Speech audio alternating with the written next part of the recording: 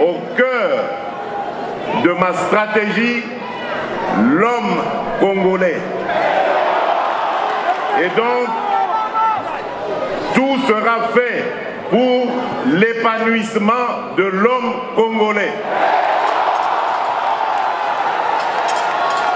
Son éducation, sa santé, son emploi, son bien-être, tout sera fait pour l'épanouissement du Congolais.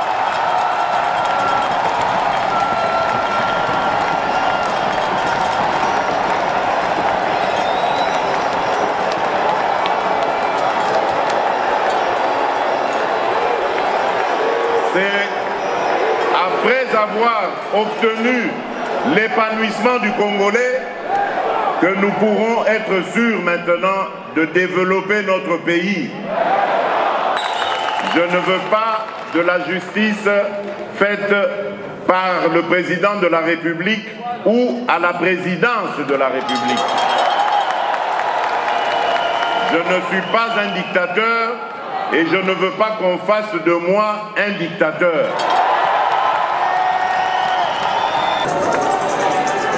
Voilà,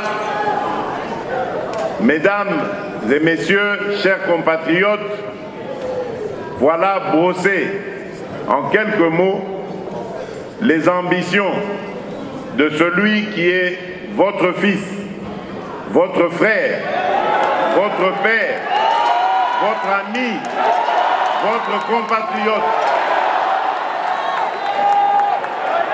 C'est l'ambition qui m'anime.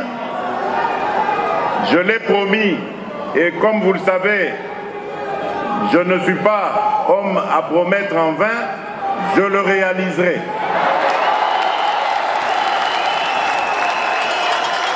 Je l'ai dit, je veux rendre aux Congolaises et aux Congolais leur dignité, leur fierté, leur bonheur, leur joie de vivre dans un Congo uni, fort et prospère. Bobo Sanate, Papa Lobaki, le peuple d'abord.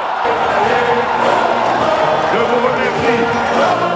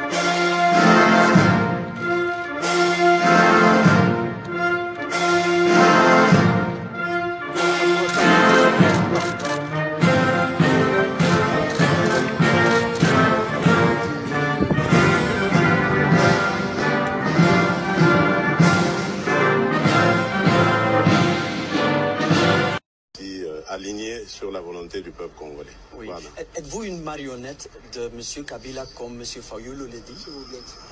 Bon, il a le droit de dire ce qu'il veut, mais je crois que ce que je prouve sur le terrain démontre que je ne suis pas une marionnette.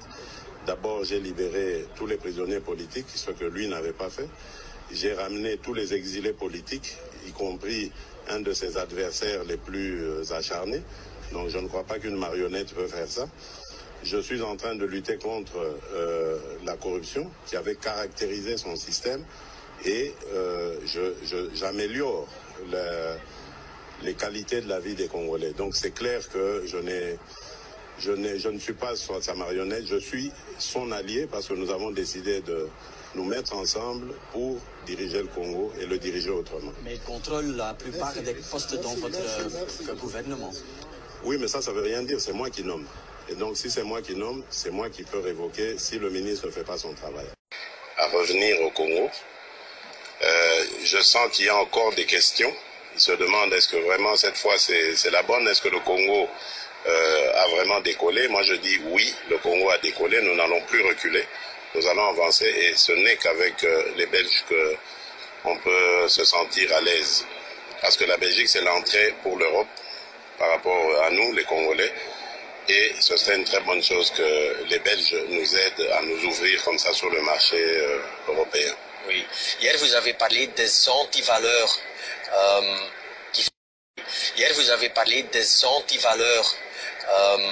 qui freinent les investisseurs internationaux pour investir dans le Congo. Oui, oui, c'est ce que j'ai dit. Oui, vous voulez faire quelque chose contre ces antivaleurs. Oui. Oui. D'abord, il faut expliquer ces antivaleurs, c'est la corruption, c'est la mauvaise gouvernance, c'est l'impunité. Il y a des gens qui font des bêtises, mais qui ne sont pas punis par la loi. Donc, je veux renforcer l'état de droit, la justice. Je veux renforcer les mécanismes de contrôle et je vais créer un office de lutte contre la corruption. C'est un service qui va avoir plusieurs branches qui seront chargées de lutter contre la corruption. Oui. Pourquoi vous pensez que vous réussirez d'éradiquer la corruption si votre prédécesseur n'ont pas réussi? Mais d'abord parce que moi j'ai cette volonté de lutter contre ça, d'abord.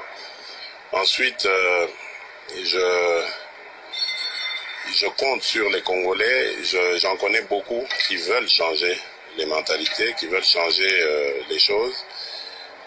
Et puis, je crois qu'aujourd'hui, le Congo doit prendre conscience que la corruption et toutes ces antivaleurs nous ont amenés à la ruine. Et si on ne fait rien pour régler ça, le pays continuera comme ça. Donc je crois que je fais confiance aux Congolais, je crois qu'ils vont comprendre eux-mêmes que c'est important d'arrêter avec tout ça et de devenir sérieux. Oui.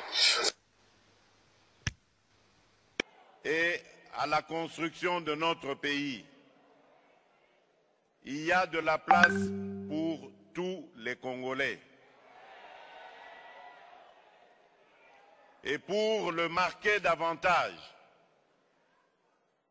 mes premiers signes ont été de libéraliser l'espace politique. Et donc, j'ai pris la décision de libérer tous nos compatriotes qui étaient retenus pour X ou Y raisons politiques dans les cachots de la République.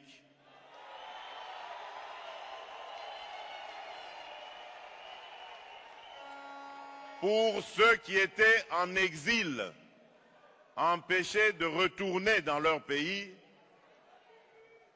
tout le monde est désormais libre de retourner dans son pays.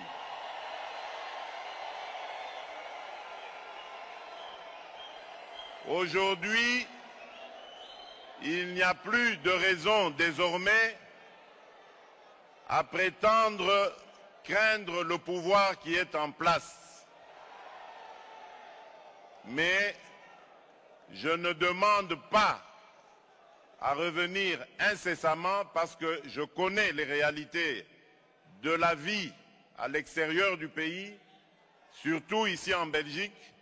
Je connais les engagements professionnels, ce que cela signifie, et je sais que la réinsertion sociale, lorsque surtout on est à la tête d'une famille nombreuse, n'est pas assez facile. Donc prenez votre temps, chers compatriotes, mais n'oubliez pas de rentrer dans votre pays.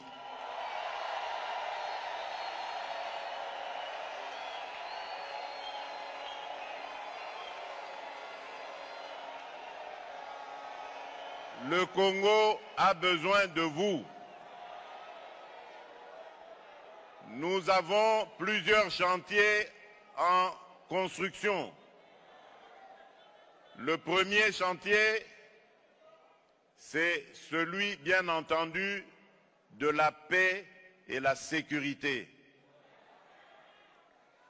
Tant qu'un seul de nos compatriotes souffrira de manque de paix et de sécurité, je ne me sentirai jamais à l'aise. Nous sommes en train de tout mettre en œuvre. Aujourd'hui, notre armée est déployée en Ituri et dans le nord Kivu principalement, dans le but d'éradiquer complètement toutes ces poches de violence, une violence d'ailleurs inhumaine et gratuite qui est administrée injustement sur nos compatriotes vivant dans ces contrées. Je n'abandonnerai pas ce combat. Nous sommes à Anvers, l'un des plus grands centres de transaction de diamants du monde. Entre les mains de ces capitaines d'industrie belges passe plus de la moitié de diamants exploités dans tous les pays du monde. Le passage du chef de l'État congolais Félix-Antoine Tshisekedi dans ce coin de Lagos marque la reprise effective de la coopération économique entre la RDC et la Belgique dans les domaines de mines. La filière diamant constitue un des domaines clés de la coopération belgo-congolaise avec plus de 26 millions de carats importés de la RDC par la Belgique pendant les 4 dernières années. Une situation qui sera sans doute améliorée grâce à ce protocole d'entente signé entre les centres congolais d'expertise, d'évaluation et de certification de substances minérales précieuses et son équivalent en Belgique, le Centre mondial de diamants d'Anvers.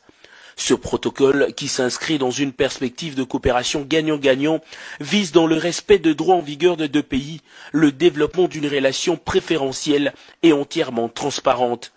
Le chef de l'État Félix-Antoine Tshisekedi lui tient fermement aux retombées de ce partenariat. Je suis conscient que les efforts de mon gouvernement à eux seuls ne suffiront pas pour l'accroissement de la production escomptée. C'est pourquoi les portes de mon pays seront largement ouvertes à ceux qui souhaitent y venir pour investir, car nous regorgeons dans notre sous-sol aussi bien le diamant industriel que celui de joaillerie.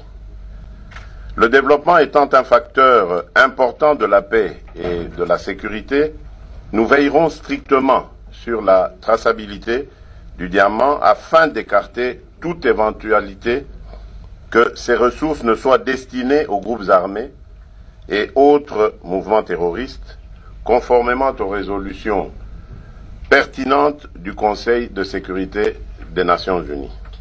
Le président de la République a rassuré à ses diamantaires anversois de sa volonté à protéger les investisseurs qui viendront et travailleront dans les normes. Une autre retombée de la reprise officielle de relations économiques entre la Belgique et la RDC, c'est ce protocole d'accord signé entre le port d'Anvers, considéré comme le premier circuit de transport maritime entre l'Europe et l'Afrique, et la Société congolaise de transport et des ports, SCTP. De ce protocole découleront plusieurs projets de modernisation des ports de Matadi et de Boma. Comme un peu partout où il est passé, le chef de l'État a signé le livret d'or avant de recevoir des symboles de reconnaissance de la part de personnalités et autorités de la ville présentes. Le président de la République, Félix-Antoine Tshisekedi, a visité une grande partie du port d'Anvers au cours d'une randonnée, question de se faire une idée sur les projets liés à la modernisation des ports.